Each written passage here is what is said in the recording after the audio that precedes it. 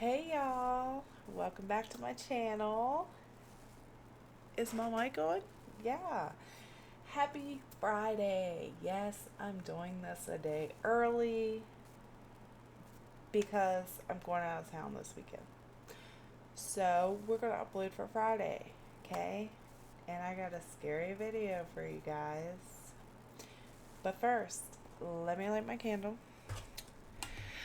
How are y'all doing? How is the beginning of your weekend and how was your week? Also, what have y'all been up to? Leave it in the comments. I want to hear. And I think my kid's just walking.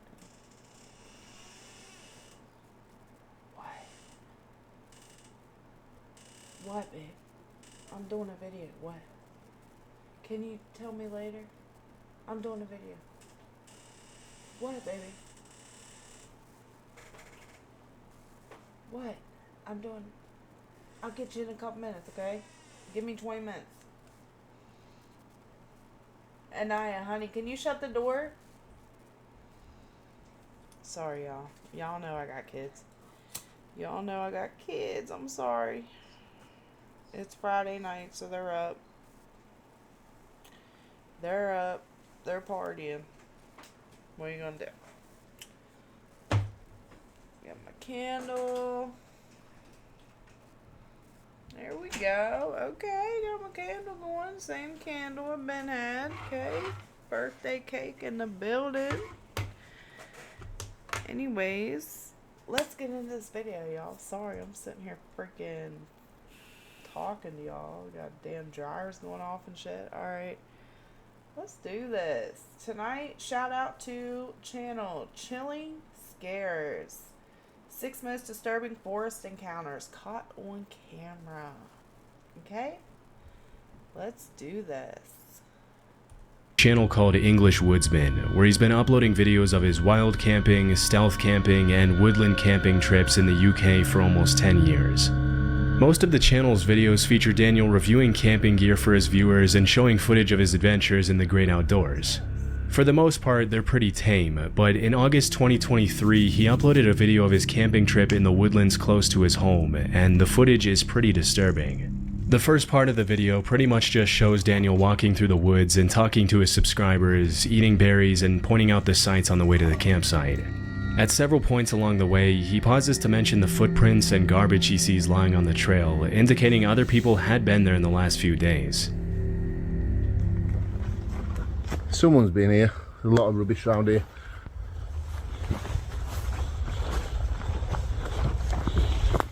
Yeah, look at the state of this.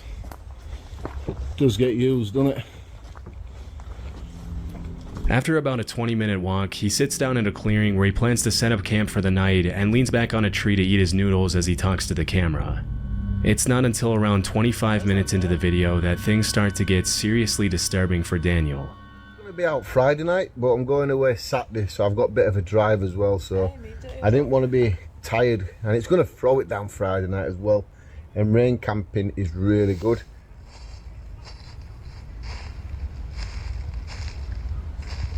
Oh, shit.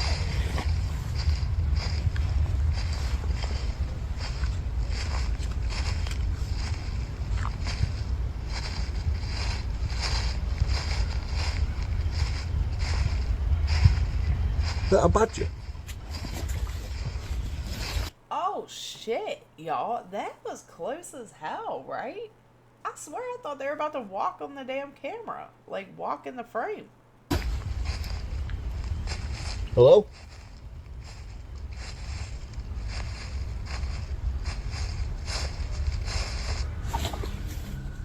Even though some pretty human-like footsteps could be heard right behind Daniel, as soon as he turns around to scan his environment, there's nobody in sight. What's most disturbing is that as soon as he turned around and yelled hello, the footsteps immediately stopped. For the next few minutes, he sits down and tries to regain his composure as he sips his coffee and eats his noodles, but things only continue to get even more creepy as the sun begins to set.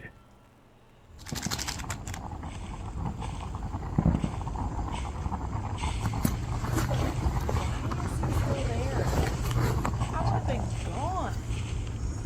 I would have had to leave that spot. Keep moving. What about y'all? There's that noise again now.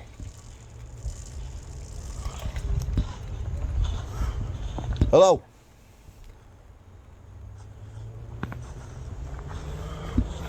Hello. I'm scared. You got a Scared bit something's gonna of jump out. I'm scared.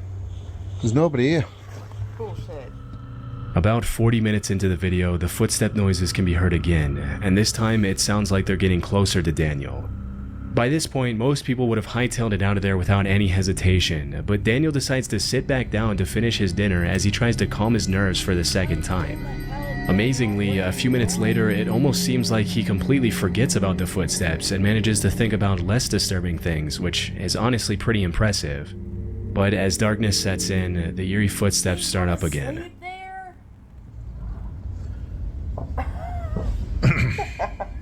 I'm going to be honest. Ain't no way I can't stay here now. I I want to be a wimp. I don't care if people call me a wimp in the comments, but I can't stay here. I'm too unsettled. I'm nervous. I've done camping like this load of times. Yeah. He said, I can't stay here, I'm too unsettled. You don't think that you would have been unsettled about, I don't know, 2 hours ago when you were sitting there eating dinner and you heard it the first 3 times? But you're going to lay your sleeping bag out and go to sleep? I mean, come on. Times. I think I'm going to go find somewhere else to get this bivvy set up. But I'm leaving this spot. Sounds great there, Daniel. Understandably, after this third incident, Daniel decides to head somewhere else for the night to play it safe. It's hard to know what exactly was making those sounds, but because they sounded very similar to human footsteps, it's possible that Daniel was being stalked by someone in the woods. This is obviously incredibly dangerous, as you can never really trust someone's intentions when you're in such a vulnerable position all by yourself in unknown territory. It was either that or an animal walking through the grass, but because Daniel mentioned the grass was a little wet and wouldn't have made that dry sound if an animal stepped on it, this is pretty unlikely. Also, many people in the comments mentioned that no animal walks that uniform and steady. They stop, go, and change pace constantly. Either way, it's a good thing he decided to leave, because who knows what could have happened to Daniel that night. One of the most annoying things to me is spam texts and phone calls. You would actually be surprised by the amount of times I get interrupted recording these videos by worst, fraud and identity theft. So what is Ticketmaster doing about it? Aura alerts me when my identity theft was compromised for free. Also, occurs enjoying the Rampant Range's elaborate Trek National Forest. Range is part of a front range. The Rampant Range is part of a front range of the Rocky Mountains in Colorado, made up of almost entirely public land within the Pike National Forest.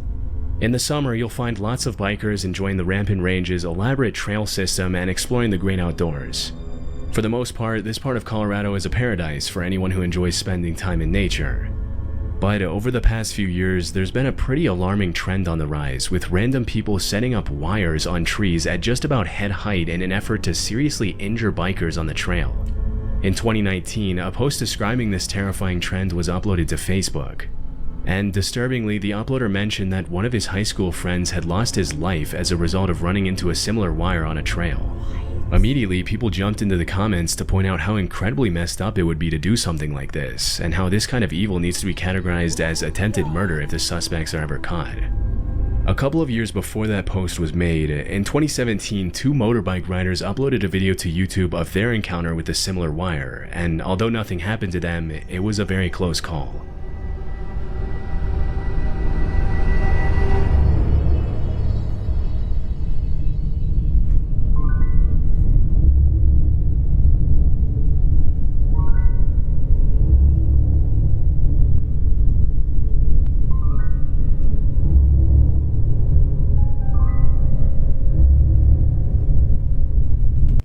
Wow, yo, that is insane.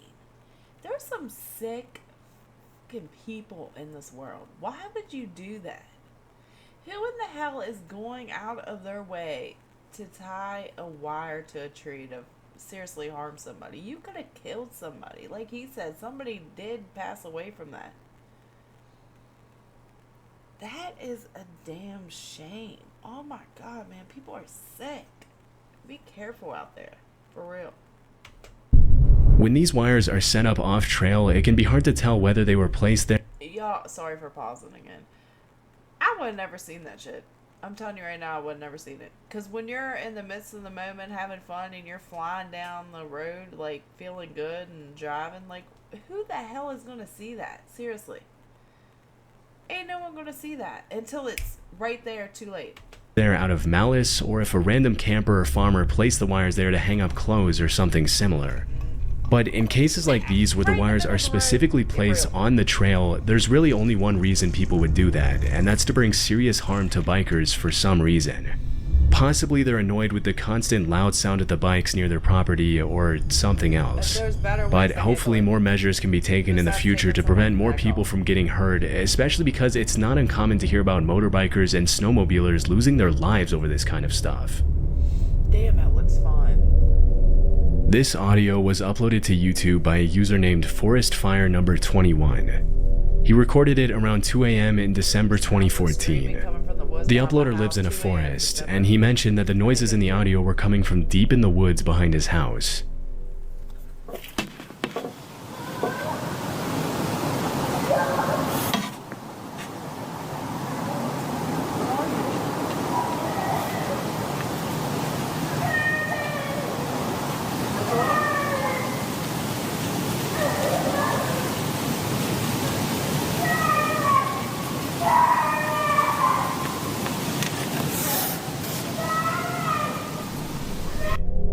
It's hard to make out what the child is yelling, but after listening closely, several users jumped in the comments to point out that you can also hear an adult voice yelling, "Where are you?"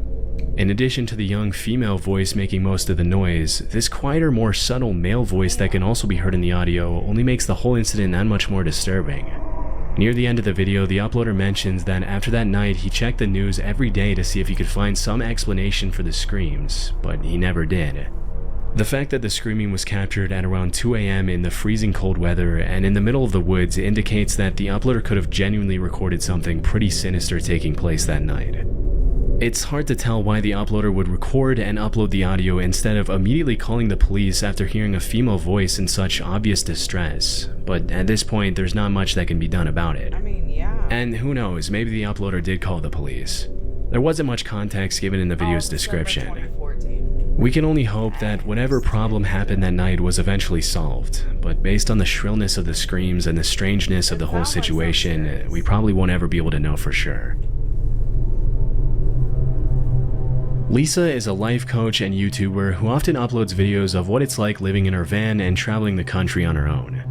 One afternoon in 2022, Lisa had parked her van on the side of the road and left the side door of her van open while she cooked her dinner inside, when suddenly a sketchy-looking guy approached her, poked his head in her van without her permission, and started asking her some pretty bizarre questions in French, a language Lisa doesn't speak. When she mentioned she didn't understand what he was saying, he pulled out a translator app to try to communicate with her, which obviously made her pretty uncomfortable, especially since she wasn't interested in talking to him in the first place after he invaded her personal space. After watching the guy struggle to use Google Translate for a few minutes, Lisa decided she'd had enough and shut the side door in his face, also closing the curtain to make sure the guy got the hint. Strangely, for over half an hour, the guy then stood outside in the rain and tinkered with the translator app to try to communicate with Lisa, even after she made it more than obvious that she wanted nothing to do with him. Oh my God, what a freak. Some people just can't take no for an answer.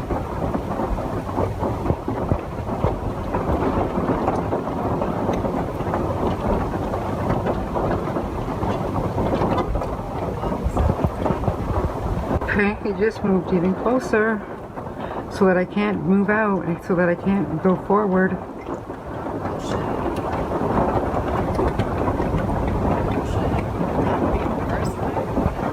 Please leave. Please leave, you sketchy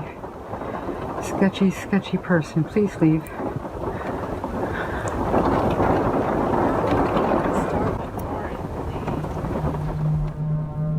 With a very shady demeanor, the man snuck into the bushes and pretty much just stalked Lisa from a distance, as if he thought she couldn't see him. As the sun began to set, Lisa kept an eye on the guy outside to make sure he didn't try to get close to her again, but but the man just kept on bringing his car closer to her van and blocking her exit in different ways for more than half an hour. This guy is really starting to freak me out. It's been like a half an hour and he just keeps on moving his vehicle so he can see in my van here. And anyways, it's 7 o'clock, 7 p.m. Fortunately, just as darkness had begun to set in, a family in an RV pulled up right behind Lisa and spent the night in the same parking lot as her, which comforted her enough to stay there the entire evening. Disturbingly, the guy left soon after the other family arrived, but came back about 3 hours later in the dead of night to check if Lisa was still there. No way. When he saw the other family in the RV was also still in the parking lot, he left and didn't come back. The next morning, Lisa left early and never saw the guy again. It's hard to tell what the guy's exact intentions were, but based on his overall sketchy demeanor and questionable behavior, they couldn't have been anything good. The one thing we can be sure about is that it's a good thing the other family in the RV arrived at the parking lot when they did. Otherwise, who knows what the man would have done to Lisa. In May 2014, an Imager user uploaded a blog post where he talked about the time he went to visit a friend in northern Germany. According to the uploader, his friend told him about these pipes that he had found in the woods near his house that stuck up out of the ground like periscopes.